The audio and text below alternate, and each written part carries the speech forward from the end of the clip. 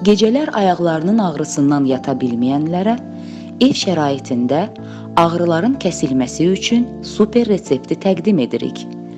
Kiçik vannaya 3 litr su töküb, marketlərdə satılan sarı, kəskin qoxulu olan sabunu suya atın.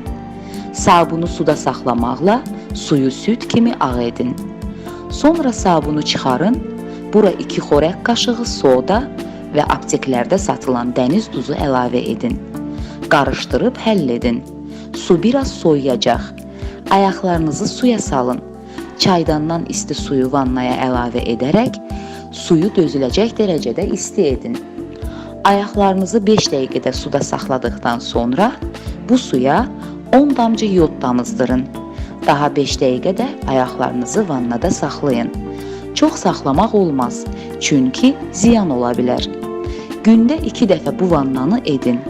Kurs 10 gündür.